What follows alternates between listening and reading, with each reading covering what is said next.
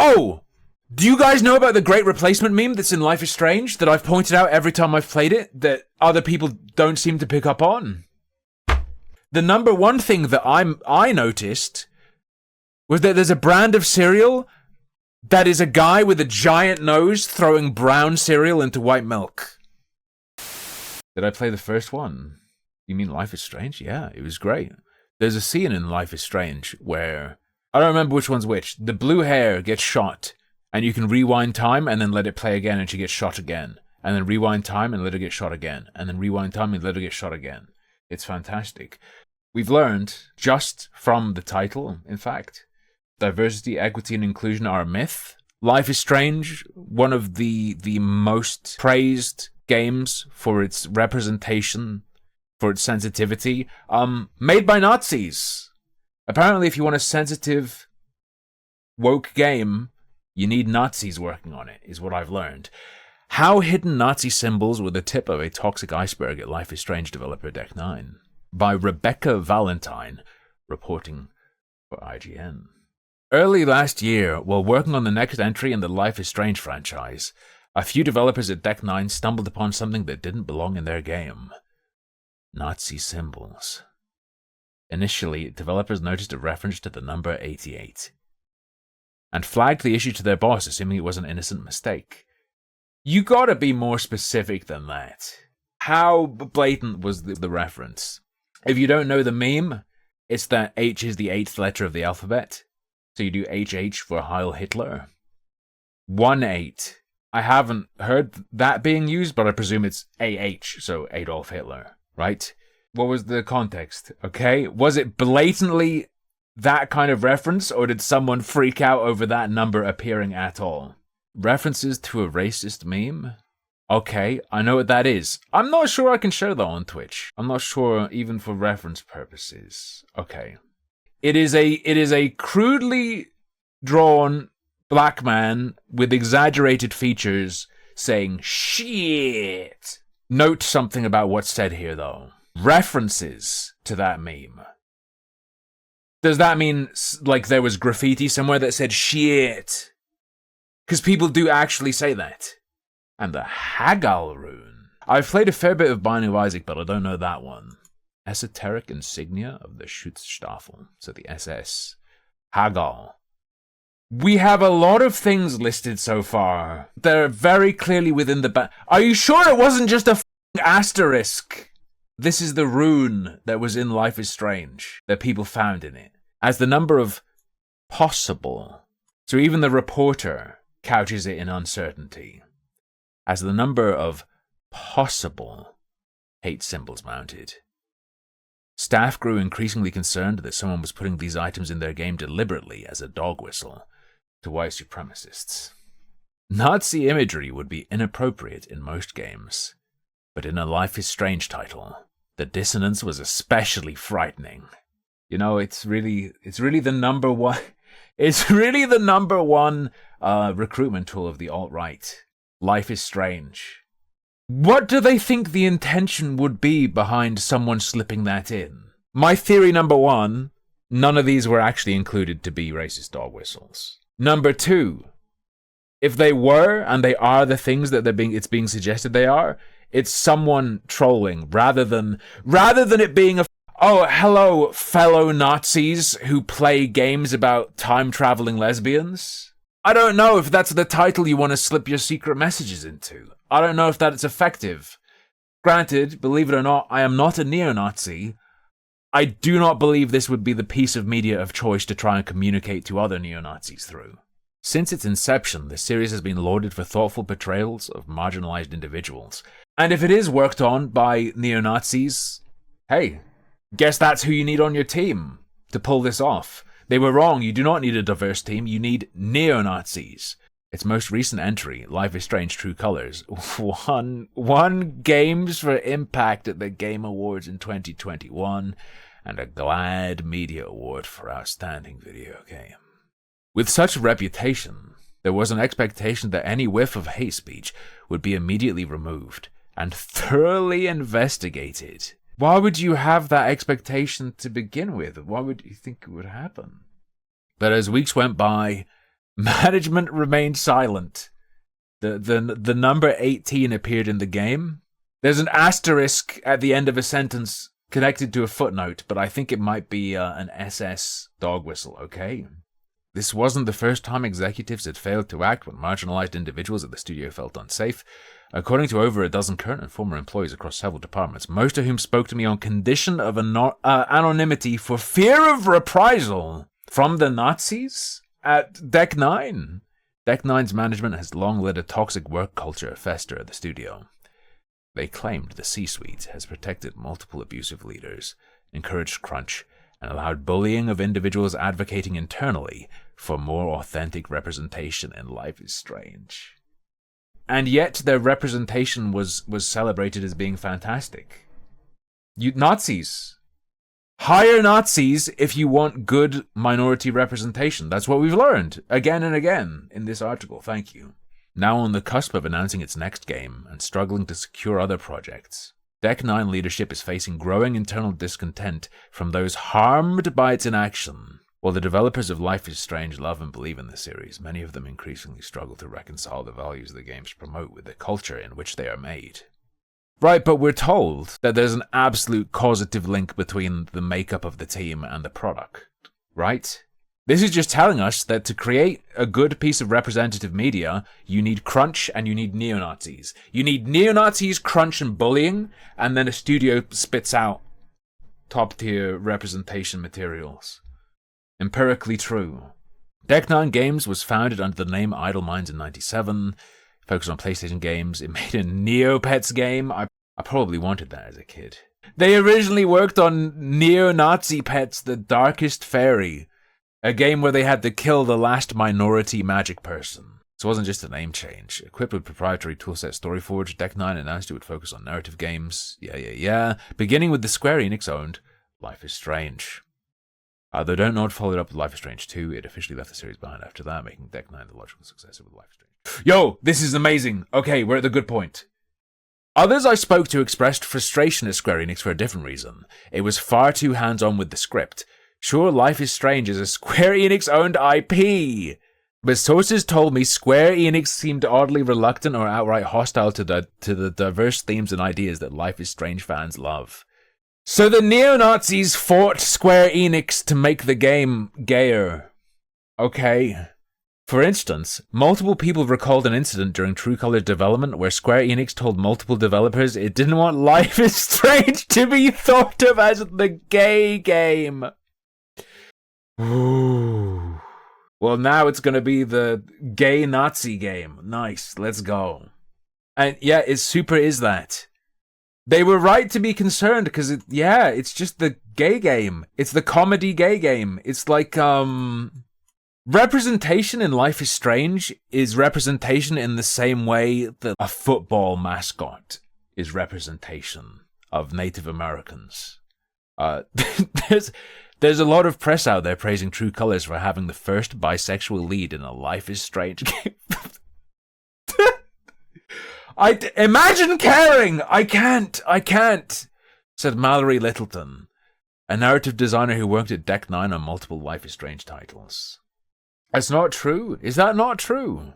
Well, hang on, that there's press may well be true if it's not quite accurate. Even in our press guides from Square Enix, all the way up until review copies were out, we were not to say anything about Alex's sexuality, period, at all.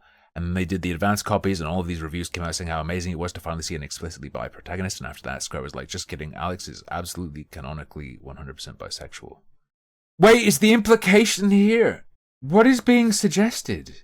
Let's market a game based on the sexuality of a teenager? Yeah. But isn't it clear, is it clear within the game that she's bisexual? Because if it is, why would they have a change to saying she's canonically bisexual? If it is in the game, they just didn't want to use it as the primary marketing. Like, what do you mean? This, if you read this, you would think that Square turned Alex bi on the basis of journalists assuming she was. Oh, you pick who she's romantically involved with, and because all the journalists picked to make her bi and liked it, Square decided to go along with that and say that's canon. Okay. Did that happen for real, though? Square Enix... Oh my god, it's so hard to talk, bro. Square Enix declined to comment for this article, but instead pointed IGN to Deck 9's response, which we've included in full at the end of this article. Oh, here we go. Okay. Here's juicy goss. One anonymous source with insight into leadership decisions recalled management fighting to keep the programmer despite numerous reports, opting to move his team to desks far away from other departments so others couldn't hear him yelling. We're usually treated as a marketing or PR asset. That's how higher-ups often talk about us, said Madeline Tate, a former producer. Yes, because you are, at least in part. Yeah. A huge part of your value is, yes, that you can be used for marketing and PR, yes. Is this not what you wanted? You've been doing this, you've been pushing for this for decades. You got it. Every promotion where a woman got promoted took a team effort. Everyone suggesting them, sending emails. Both men and women, dozens just trying to get them promoted. Sure, but did the ones where men got promoted not? You have to say that. You have to say that as well, otherwise this doesn't mean anything. While Deck 9's myriad issues impacted a number of departments and teams at the studio, the narrative team was particularly impacted. Consistently one of the most diverse teams in the studio, those I spoke to within and outside of the narrative team recalled the group dealing with sexism, harassment, bullying, transphobia, microaggressions, alienation, and other toxic behavior from those outside the department. But while these broader issues pervaded the day-to-day of the team's work, sources say narrative faced internal conflict as well, largely centered on its leader. So everyone outside of their team and everyone inside their team is a problem to them. Maybe the people on that team have issues. If to every member of the narrative team, literally everyone else is a problem, maybe these guys are problems. Garris joined Deck 9 2016 as the narrative director for Before the Storm. He is said to have quickly endeared himself to the executives with his charisma, pitching abilities, and rare willingness to successfully disagree with Square Enix. But elsewhere, Garris cultivated a different reputation. As they began work on True Colors, sources say he began forming close relationships with a number of younger women, often in situations where he had some sort of mentorship or other power over them, including at least one of the women on his team. Multiple women described him as love-bombing them when they first met. Is this the new... everyone always says this. Showering them with compliments and convincing them he could get them promotions or raises. Is this gonna be him giving them a welcome gift and saying there's potential for growth in this company? Sources say he frequently stayed late at the studio talking to these women, inviting them to lunch, dinner, drinks, movies, or even to his house afterward. While in all these situations, sources say he would instigate personal conversations and would even text some of them after work hours about personal topics. What are we about to read? He would walk me to my car. I'd open the door, say goodbye, and he'd sort of linger. He didn't run fast enough. We'd keep talking, I'd sit down, and he'd linger again next to the open door. He never made a particularly overt move. It was always subtle enough. It felt like it was maybe always just a vibe that I was getting. Those sexual harassment vibes. I felt stupid, first of all, for ending up in that situation with him in the first place.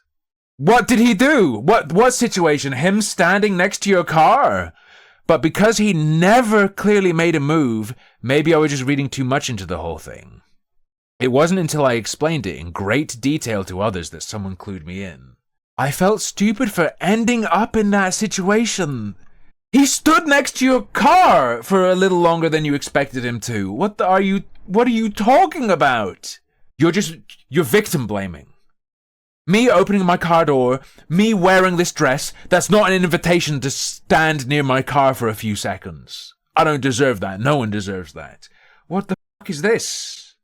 Multiple women who experienced this behavior from Garris, being walked to their car, described a pervasive feeling of being unable to tell him no when he crossed personal boundaries due to his status at the studio.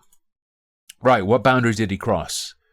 This feeling only increased over time and bled into the workplace, with several of those I spoke to reporting numerous incidents of him lashing out against those who disagreed with him at work. This was especially true of those fighting for more thoughtful, authentic, or sensitive portrayals of diverse characters. Tate, for instance, recalled being formally reprimanded for criticizing Garris' seeming reluctance to allow women in his scripts to express anger. Wait, this guy is based. Littleton recounted Garris telling her that he didn't think representation mattered because he didn't necessarily identify with every white man protagonist, and so other people shouldn't identify with characters because they look the same. Holy based. Let's go. At a certain point, our job became finding a way to couch feedback in a way that Zak would hear, more than it was coming up with feedback. Others recalled being reprimanded by Garris. Well, I mean, we've already been told that, diverse teams don't matter because they had neo-Nazis slipping the dog whistles into their game. That's what people really enjoyed. That's why they think it's progressive. That's why they like it. That's why they think it's good rep. They actually were just enthralled by esoteric Nazism. Others recall being reprimanded for asking questions about the removal of a transgender character from True Colors that took place fairly deep in development. 2 anonymous individuals told me that when the Deck 9 social team wanted to post something in support of Black Lives Matter, who's the character? 2 anonymous individuals told me that when the Deck 9 social team wanted to post something in support of Black Lives Matter, Garris pushed back, calling BLM a hate group. This guy being in a position of authority is why it succeeded. I'm going to say it. In another example, multiple people told me that Garris fought hard for a twist on True Colors' final choice that a number of writers pointed out included a problematic portrayal of migrant workers and needed to be changed. It eventually was. And several sources recall a meeting in which needs to be changed because it's problematic. Why not? I don't like this. Why not? It's not interesting. It's bad. It's boring. It's not good. It doesn't fit. Why can't that be a reason? Why does it have to be, this is hateful. This is illegal. This is crime, immoral. And several sources recalled a meeting in which Garris told those who had pushed back on this decision that they were getting too hung up on political ideologies and asked everyone present to go around the room and list their political affiliation.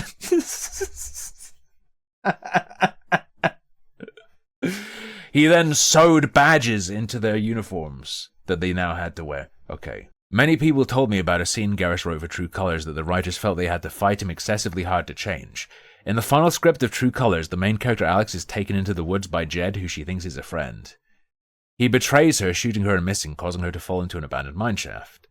However, in Garris' version, Jed spikes her drink at a bar and takes her out to the woods for an attempted murder. When they saw this version of the scene, a number of people pushed back, arguing that the scene would unintentionally trigger associations with date rape. Why does it have to be unintentional? Why not intentionally trigger associations with date rape to make it seem even more intense? Multiple individuals. Can I just say something? Gun violence? No biggie. A roofie, that might upset people. You don't think someone being shot at is connected to painful memories for people, painful experiences. Multiple individuals, including a number of women, recalled having to fight extensively with Garris about this scene before it was eventually changed. It took a 3-hour meeting in the writer's room, and one of the writers sharing an extremely personal story to get Zak to agree to get the content out. Damn, seems like if they'd left it in, that would have been extremely emotionally resonant with people. Video games are art, and you know what art has to be? Comfortable and not scary. Ever. It wasn't about us not wanting to have difficult topics in there, but Life is Strange shines because that type of content is chosen extremely deliberately. He sounds pretty deliberate in including it originally, and it's given runway, it's given space to breathe. This detail is irrelevant to the plot. Why is the gun relevant to the plot? He could have gone to roofie her and bury her alive. The roofie part is irrelevant if he's going to shoot her, but the shooting itself is going to trigger a bunch of people. You could have instead have him roofie her and then bury her alive as the method of killing, for instance, or just roofie straight into being left in the mines with no fall in the mines. Bunch of ways you can do it. We don't have time to talk about what it means for Alex to be roofied by a man she trusted. What about all the other stuff that isn't unpacked? The connection between the gunshot and gun crime in real life and gun violence in real life, that wasn't unpacked, if I remember correctly. The trauma associated with being fucking shot at, I don't think that was discussed. He would talk about how he felt so empathetic to people, but he genuinely seemed so repelled by any experience he couldn't personally identify with. It's almost the opposite. He's not the one saying remove these experiences or remove the causes of these experiences from the game. He's not finding them repellent. The staff are finding it repellent and saying, cut it out. What do you mean? If someone talked about their lived experience as a marginalized individual, his response was always, "Is that true?" Said how? To interrogate them? "Is that true? Are you lying to me?" Or was it like, "Damn, that's crazy. Is that true? Is that really true?" Expressing his shock at how bad it is, or whatever. I don't know. Damn, being gay sounds horrible. Glad I'm not. Like, how did he say it? Tate told me she went to HR repeatedly about Garris's behavior during this time there, but was simply encouraged to try and see things from his point of view. You mean to have empathy, which you said he didn't, but other people did. Tate went to HR, but was told to have empathy. Sometime later, Garris quit voluntarily.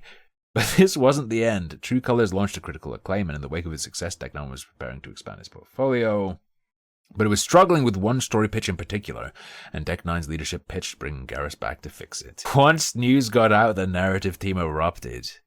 Multiple people begged management not to bring back Garris in a series of meetings, messages, and emails. Sorry! This guy... Shit popped off under this guy. He leaves, and then they struggle so hard they think about getting him back because it's a nightmare without him. Maybe the problem's with everyone else. Maybe the problem is with literally everyone else. One person familiar with leadership at the company recalls HR stepping in, noting that management was actively underpaying a number of workers, especially women, while considering a massive salary for Garris. He leaves, everything falls apart and they struggle. Leadership pitches bringing this guy back, and the response is, no, just give us more money to fuck you over. Only a few months after his departure, several of those who had protested Garris's return were told that a few narrative team members had been holding story-breaking sessions at Garris's home. So it's actually just like this little group of spastics at the company that everyone else has to work around in secret. There's just this demented narrative team. Sneeded narrative team is the story you've painted here. I wouldn't be surprised if they put neo-Nazi references into it themselves in order to say, "Oh, look what's in the game. Oh, you need to pay us more. I'm brown." Or fucking whatever. "I feel unsafe. You have to pay me more. Look at all these asterisks." In a statement to IGN, Telltale Games asserts it was, quote, "not aware of any concerns about Zak prior to his hire." It also notes that due to the move to remote and hybrid work during the COVID pandemic, it has become common for employees to meet at one another's homes. The company adds, "We can say that during his time at Telltale, Zak was one of the most talented, balanced, and inclusive game directors we have ever worked with, and that is evident in the games he has delivered." This article paints a very poor picture of the narrative team at Deck9. In response to a request for comment on this piece, Garris pushed back on a number of the allegations. Though he acknowledged having mentored many women, he says he also mentored many men, and children too. And never directly offered promotion, but instead supported the existing promotion process. He says the team at Deck9 was very close and often attended lunches, dinners, drinks, movies, and other engagements together, and that he hosted get-togethers at his home a small number of times, with both male and female devs. That his 73-year-old mother who lives with him was always present.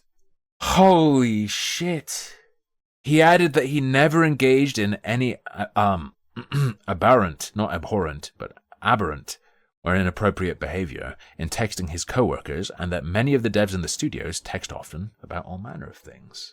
Is this the only normal person in game development, and they're literally afraid for their lives against him? The only example we have of him being a creep is him walking a woman to her car at night and staying there until he was sure she was going and was okay. Like, what the fuck? Garris went on to claim that the narrative team on True Colors was initially characterized by torpor rather than toxicity, due to a small portion of the group not collaborating well, he said. "In all of my career, I have never worked with writers who were as creatively inflexible, antagonistic towards difference, or less inclined to listen or compromise as a select few of this group." The thing is, you can say it's he said, she said, you can say he's just saying what they said, but if you look what was occurring, they're saying he was repelled by certain experiences, was unwilling to entertain them. He's not the one who said, my experience, you can't write this. My experience, we can't talk about this. We can't do this. They were the ones saying, no, that's unacceptable. No, can't do this. Not him. Garris claims that the work on True Colors prior to his presence on the team was so poor, the game was under real threat of cancellation when I returned. And that at a certain point he chose to reduce the influence of certain members. He claims that as a result, their conduct became unprofessional, more antagonistic, and accusatory toward me of the toxicity that, from the perspective of many people in the studio, was in actuality a result of their behavior. Oh my god! It is there's just this clique of retards at Deck 9. Oh my god. I didn't expect this article to be just an annihilation.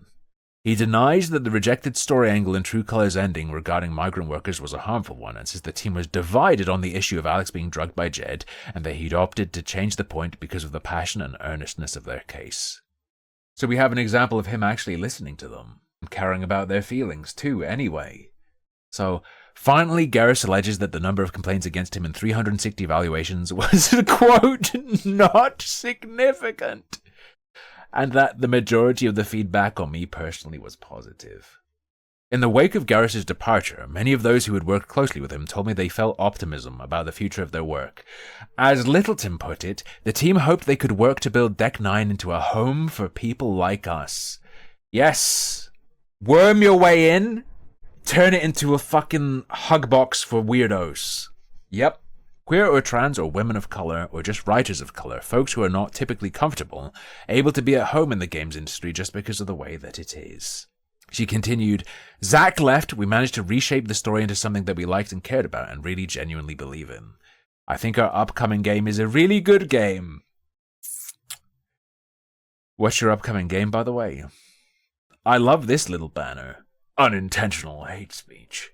We built this incredible, diverse team of writers who are very, very good at their jobs, but on top, you're talking like Trump. But on top of that, extremely good to one another. It was such a supportive, open, honest place to work. We have the gayest writers, folks, the queerest. And then everything hit the fan, one thing after another. Oh, this is talking about the past. I thought they were saying they were doing something next. Okay. I was right! Near the end of 2022, as management was fighting to bring Garris back, someone noticed something odd in the in-development new Life is Strange game. It was an in-game sign that incorporated the word shit in what seemed to be a reference to a racist meme. People talk like that. People write that. People write shit. Shit isn't a racist meme, or even a reference to a racist meme necessarily. Also note, this story is that Garris left and then racism crept into the game. But the meme soon surfaced again. A few months later, another person saw the same scene and noticed a problem with a different asset, the number 88, which is widely used as a hate symbol referencing Hitler. Widely used? I don't know. Widely. This person flagged the issue to their superiors, presuming it was accidental. What was the context of the inclusion of the number 88? Such that they were concerned it was a dog whistle, but... Or that concerned it could be a dog whistle, but presumed most likely it was accidental. I want to know where it appeared. But as word spread around the studio and more people looked at the scene, even more symbols were found. These included the number 18, an apparent Hagal rune, and the same apparent racist meme reference before, albeit shortened to she. The secret racist meme she. Not going to mention the cereal box? Oh! Oh, shit! Oh! Do you guys know about the great replacement meme that's in Life is Strange that I've pointed out every time I've played it that other people don't seem to pick up on? Actually, this is incredible. They're alleging that, like, Nazi memes got slipped into Life is Strange, right? They're saying there's like 88, there's 18, oh, someone said shit. The number one thing that I noticed was that there's a brand of cereal that is a guy with a giant nose throwing brown cereal into white milk. I immediately clocked that as like, what's going on with the development, bro? Maybe they're right. Maybe they're right.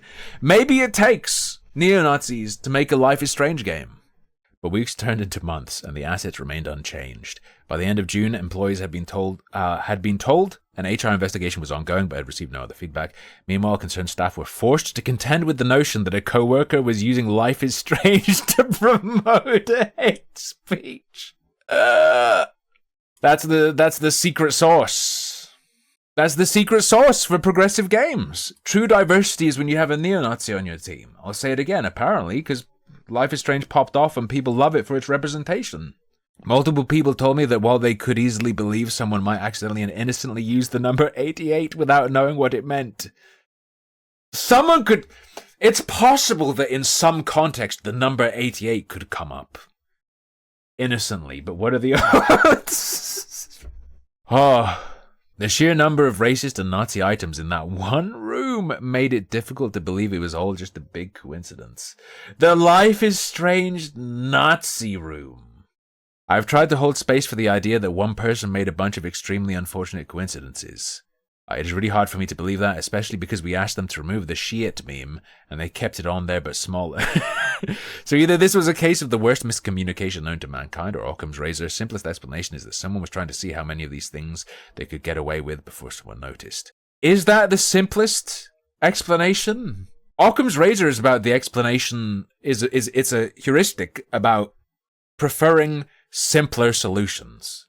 A solution that is as simple as possible while explaining everything. I think the explanation that's the simplest possible without making any assumptions is that you're just wrong. Is that possible? One anonymous person pointed out that given the particular fan base, Life is Strange. Yeah, you're correct, Ivan. Specifically, it's about the number of assumptions. And also, it's a heuristic. It's not a law of the universe. It doesn't mean any explanation that uses the lowest number of assumptions is correct. It's just about the idea that it's likely and will help you. It will be useful in quickly determining things, potentially. You can't use that to assert that something is true. My funniest use of Occam's razor is when someone does something really fucked up and they go, "Occam's razor, guys, I just made a mistake." You can't. No, that doesn't work. I hate that so much. It happens all the time. One anonymous person pointed out that given the particular fanbase Life is Strange served, having imagery like this seemed like a recipe for certain disaster.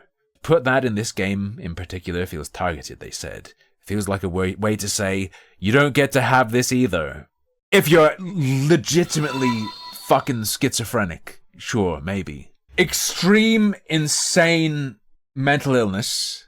I think a Nazi has infiltrated my progressive game to put symbols in that will send the message to gay people who play my game that they don't actually get to have games like this. Absurdly, unbelievably mentally ill at a level I find hard to even grasp. Regardless of intent, we will not tolerate any form of hate speech in the games. It doesn't matter if we accidentally put such symbols in the game, unaware of their meaning. The number 88! They have a company policy of not including the number 88. If you have like a ruler, are you gonna... Oh, you typically wouldn't see the number 88 on a ruler, to be fair. Here's something that exists. Did you know you can dog whistle by not saying a dog whistle? If you conspicuously omit something, it works the same as saying it. Just saying. If some segment of our audience perceive them to be espousing hate, if some segment of our audience perceives something to espouse hate speech, we will remove it. That's absolute pussy mode. In response, Lions announced the company would be instituting an anti-hate speech policy, an internal page outlining what such symbols entail, communicating a process for investigating further instances of hate speech, and creating a mandatory annual training course to raise awareness of hate speech with the goal of preventing it from appearing in games. Life is Strange has a hate speech problem. The message was met with mixed response, with some employees asking for more information, some expressing gratitude, and others appearing defensive or even mocking. One person suggested that everyone react to the original post with the 100 emoji should receive written warnings for their racism. It means 100%. Like, yes. You're saying it's good. Referencing this. 100% is shorthand among white supremacists for 100% white. Do you believe... Presumably that person is joking. No? Are they taking the piss, or is the person inside the company genuinely saying... Does that person genuinely believe the people who responded to the hate speech announcement with the 100 emoji, they're going, I'm a pure Aryan in the Slack. Context is part of language. Other employees felt deeply uncomfortable with how the whole situation had played out. The length of time and the amount of complaints it took for management to take action. The lack of transparency around the investigation and the response of some of their co-workers to management's message. If you had to express your support for trans rights as a percentage, What percentage would you say? If you say 100, you're a white supremacist. If you say less than 100, you're a transphobe. And I saw on the ADL page, white supremacists also use percentages over 100 for how white they are. So you can't say more than 100 to get by it either. Several individuals I spoke to said they tried to communicate with leadership after the fact to get more info, but that while management heard their concerns, Lyons seemed confused. Yeah. Our CEO seems taken aback in that he had never considered this, that people might feel unsafe, that someone would intentionally put this stuff in a game. The number 18. One person said, I don't know what year you're living in, but people do this kind of stuff all the time. Our gay studio making a gay game is swarming with neo-Nazis, constantly putting racist numbers in the game. Sure. Take your meds. Another individual suggested that leadership seemed sheltered and unprepared. Someone did. Someone does. Yeah. Leadership seemed sheltered and unprepared for the difficult conversations that a series like Life is Strange prompted. You're not going to learn this stuff overnight, but at least show more aptitude toward having these conversations and giving space to people to let them tell you.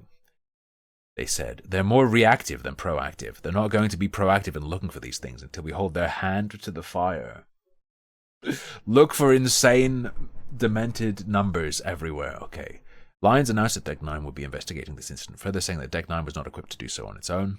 They hired a Denver-based firm, Investigations Law Group, to look into the situation. As of the publication of this piece, no further info has been given to employees about the investigation.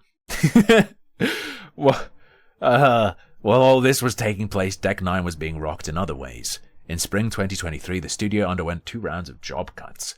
The first was smaller, impacting a single-digit number of individuals, and in May, Skybound Entertainment cancelled a deal with the studio to work on a sequel to Telltale's The Walking Dead. Roughly 30 people across all projects lost their jobs, reducing the studio to around 100 people. Wait, 100 people? The studio makeup itself is a dog whistle. How deep does this go? Okay, now we have Deck 9's response. We place the utmost importance on the welfare of every employee at Deck 9. We have strict conduct policies in place, and as soon as allegations or issues are reported to HR, they are confidentially investigated, assessed, and addressed with the parties involved as quickly and effectively as possible. It is always our intention to maintain a positive, sustainable, and successful studio by putting our people first. Is that not... It's another... Even in their statement, there's a Nazi dog whistle. Putting our people first? What do you mean by this?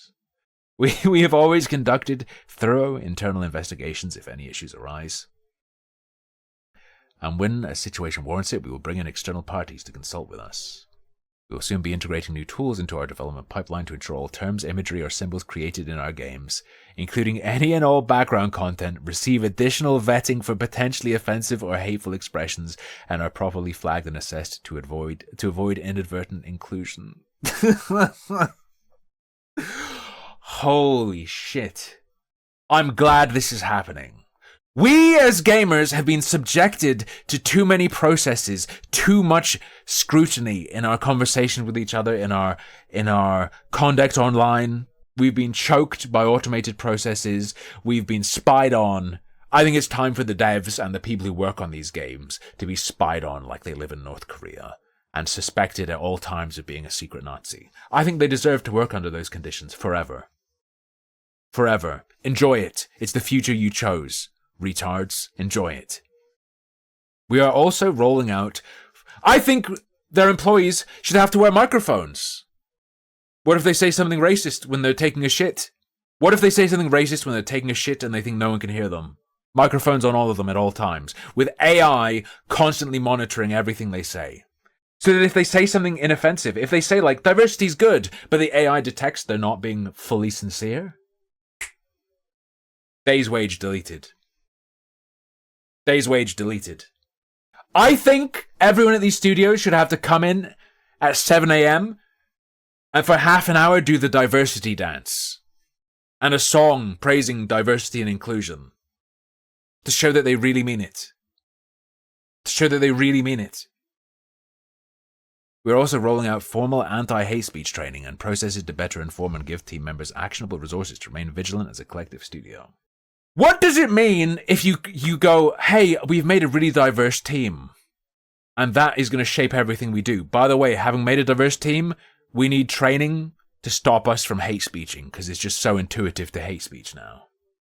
In order for the studio to survive, developers say studio leadership needs to rebuild trust, especially from the developers advocating for the diverse and empathetic stories that have been a beloved hallmark of Life is Strange since its inception. Life is Strange is literally the game I am referencing when I make fun of story games for being a joke. Collect 5 bottles comes from Life is Strange. This deep narrative experience. Collect 5 bottles. Bottle 1 collected. Bottle 2 collected. Bottle 3 collected. Oh! PTSD! Bottle 4 collected. Bottle 5 collected. Life is Strange is a monument to every failure in using games for narrative purposes. I worry that True Colors and Before the Storm are important to the queer community. And I just worry people will think they can't play these anymore. Why? Because you're extremely ill? But every good thing we got in those stories was fought for hard by female writers and queer writers, and games aren't made by one person. If you're marginalized, you have to love games so much more to make them, because you have to put up with so much more shit. Games as these film-like things to sit and absorb with some level of interaction involved. Not into it. Not into it. Want to know a game I think is better than all these narrative games? A game that is way, way better. It's called Football. It's a game. It's better than them. You can get more out of it. You can play it forever. It's a game so powerful that narratives, real narratives in fact, are generated out of people playing it and caring about it. Isn't that sick? Isn't that tight? Isn't that a better game? Bop, burp, bop, burp. I really need to pee. Tiddlywinks is better than Life is Strange. Tiddlywinks can have more drama than Life is Strange. Overwhelmingly, a video game and its narrative work against each other. Or at the very least, don't work against each other. It's very, very, very rare that one elevates the other. It's very rare. There are examples. They are almost separate. And my favorite example is fucking Life is Strange. Collect 5 bottles. You're in this insane flashback or like alternate time zone or something at the end of the game. You're coming up to the climax. Collect 5 bottles. Quest on the screen. It's like I'm playing World of Warcraft. Jesus Christ. What about the time 2 brothers made you use a right stick to swim? 2 brothers is an example I was thinking of. In terms of one of the few examples where you can say the interaction elevates the story. But that's kind of like a gimmick that you do once. I feel like games are more effective at elevating sensory experience than they are at elevating narrative. And you want to launder that into giving a narrative impact. Instead, people are like, she's feeling emotions so strong. Press X as fast as you can to feel emotions. No, like, just shut up.